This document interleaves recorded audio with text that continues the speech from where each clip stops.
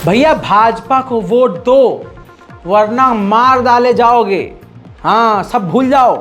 15 लाख नहीं मिलेगा, भाड़ में जाओ। नौकरी मिले ना मिले, भाई जान से बढ़कर थोड़ी ना है कुछ। अब तो मोदी जी बुलवा रहे हैं अपने प्यारों से। मोदी जी अपने नेताओं को ये बोल रहे हैं कि बोलो, अब कुछ वादा नहीं है करने को, तो ये बोलो कि अगर वादा करके हमारी रैलियों में आके तुमने वोट नहीं दिया, मार डाले जाएंगे, सबको मार दिया जाएगा। जी हाँ, नेता कम आतंकवादी ज़्यादा। और जो हुजूर पाक सल्लल्लाहु अलैहि वसल्लम को गालियां बककर हमेशा सांप्रदायिक दंगे फैलाने की दिन रात कोशिश करता है, वो नेता टी राजा रैली के अंदर ये साफ बोलता नजर आया कि मैं इसी दिमाग का हूं, ये चुनाव मौत और जिंदगी का है। अगर मुझे पता चल गया कि किसी ने मुझे धोखा दिया है और वोट मुझे नहीं दिया है, तो मर भी सकता हूं और मार भी सकता हूं, और वोट जीतने के बाद उनका मैं क्या क्या करूंगा, उल्टा लटका दूंगा। आचार संहिता गई तेल लेने, चुनाव आयोग गया भाई साहब फिल इन द ब्लैंक्स। सुनिए इसकी बात। हमारे प्रेम भाई ने एक चिट्ठी दी है मुझे कि 2018 के चुनाव में किन किन लोगों ने गद्दारी की है, वो चिट्ठी दी है भाई ने मुझे। देखकर तकलीफ हुई, लेकिन ये मत सोचो कि जो हमारी इंफॉर्मेशन वहां तक जाती है तो उनकी इंफॉर्मेशन भी हमारे तक आ सकती है।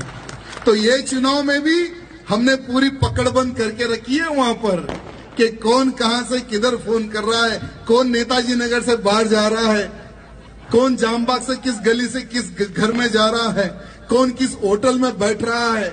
इलेक्शन के बाद उल्टा लटका दूंगा, बड़ी बात नहीं बोल रहा हूं। ये चुनाव मेरी जिंदगी और मौत का चुनाव है, और मैं मरने से नहीं डरता और ना ही किसी को मारने से मैं डरता हूं। सोच समझकर कोई भी भाई गद्दारी करना, क्योंकि मेरे दुश्मनी बहुत महंगी पड़ेगी। जब मैं दुश्मन को नहीं छोड़ सकता हूं तो मेरे अपने लोगों को छोड़ सकता हूं। जी हाँ, सुन लिया, तो वोट मोदी जी को ही दे दीजिएगा। अब कुछ मत मांगिए। विकास गया तेल लेने। उधर उद्धव ठाकरे ने अलग जो बात कही है वो भी समझ लीजिए। उद्धव ठाकरे कहते हैं कि चुनाव में धर्म का इस्तेमाल करने पर मेरे पिता पर बैन लगाया गया, लेकिन यह बीजेपी राम मंदिर का इस्तेमाल कर रही है और चुनाव आयोग चुप है। मुझे तो यह समझ में नहीं आता, इतने बड़े बड़े नेताओं को एक चीज़ समझ में नहीं आ रही कि चुनाव आयोग, ईडी, क्राइम ब्रांच, सीबीआई, ये सब यहाँ है मोदी जी की। यहाँ कहाँ गई? इसमें हमारे तो कुछ नहीं है, खाली पड़ा है, लेकिन मोदी यहाँ है, समझ नहीं रहे। और आएगा तो मोदी ही, ये क्लियर है। रही बात गोदी मीडिया की, तो गोदी मीडिया क्यों कहा जाता है? आप मीडिया को मीडिया कहते हैं, लानत है फिर भैया आप पे, आपकी सोच पर। वो मीडिया है नहीं, वो भाड़गिरी खा रही है भाई, वो भाड़गिरी खा रही है।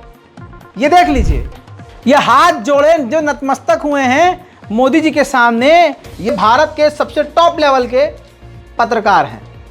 और ये सेल्फी देखिए गफूर भाई के साथ, ये गफूर भाई की सेल्फी देखिए, बिंदी लगाए, हाँ, इतना मेकअप, इतना बोटॉक्स, इतना मतलब करने के बाद भी चेहरे पे इतनी लानत है लियाकत भाई के कि क्या कहें। इससे अच्छा तो हमारे खूबसूरत मोदी जी लग रहे हैं। तौबा तौबा तौबा, थारा मूड खराब कर दिया। और अगली तस्वीर ये देखिए, प्रधानमंत्री मोदी का सीधा साथ उस आतंकवादी को है जो सुअर दर्शन का मालिक है।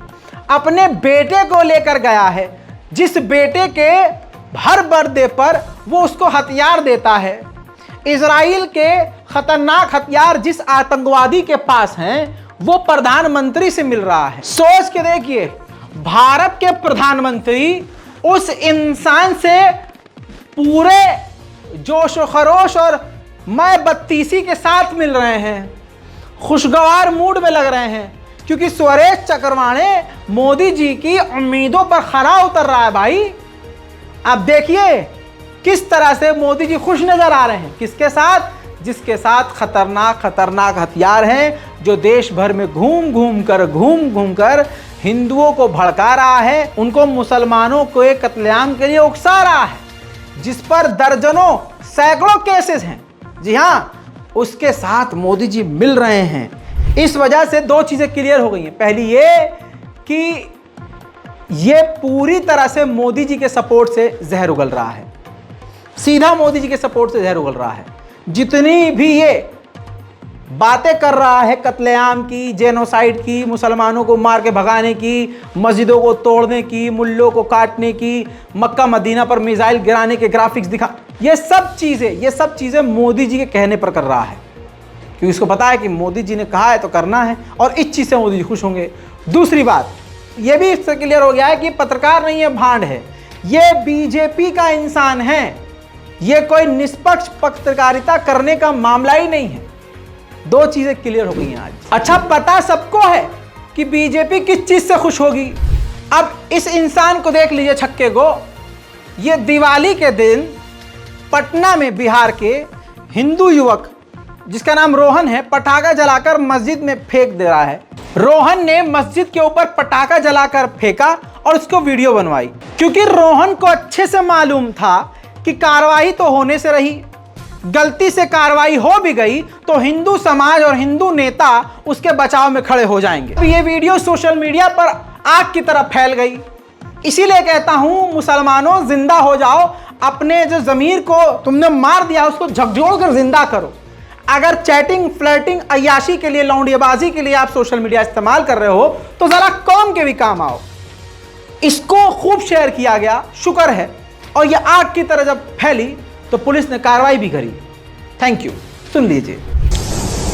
एक वीडियो वायरल हुआ था जिसमें एक युवक के द्वारा धार्मिक स्थल पर एक पटाखे पर आग लगा के फेंका जा रहा था। पुलिस के द्वारा जो कार्रवाई की गई है उसमें उस युवक को विधिवत गिरफ्तार कर लिया गया है और उसको माननीय न्यायालय में अग्रसारित किया गया है। उस युवक के द्वारा पूछताछ के क्रम में अपना अपराध भी स्वीकार कर लिया गया है। युवक का नाम निशांत है और ये पटना सिटी एरिया का ही रहने वाला है। उसके सहयोगी जिन्होंने वीडियो को बनाया और प्रसारित किया, उनकी भी पहचान करके गिरफ्तारी के लिए जो है प्रयास किया जा रहा है। आगे भी कार्रवाई की जाएगी। धन्यवाद। रही बात भैया आण भक्तों की, तो इनसे आप बहस नहीं कर सकते, क्योंकि इनके हिसाब से तो नासा संस्कृत इस्तेमाल कर रहा है, क्योंकि संस्कृत अलग कोडिंग है। यह होता है जब इंसान को डॉक्टर बोले कि अच्छा प्रोटीन वाला खाना खाओ, और वो बेचारे प्रोटीन गू समझ के खाने लगते हैं कि यार गू में बड़ा प्रोटीन है, तो आदमी ऐसी ही बातें करता है। मैं तो देख के झेल चुका, अब आप भी झेलिए और मजा आई थी। धर्म के साथ, सनातन के साथ है, हम उनके साथ है। बस यहाँ अपना हिंदुत्व हमें स्थापित करना है, तो इसके लिए बीजेपी को आना ही पड़ेगा। आने वाले समय में संस्कृत को कोडिंग लैंग्वेज बनाने वाले हैं। ये तो लेटेस्ट न्यूज है।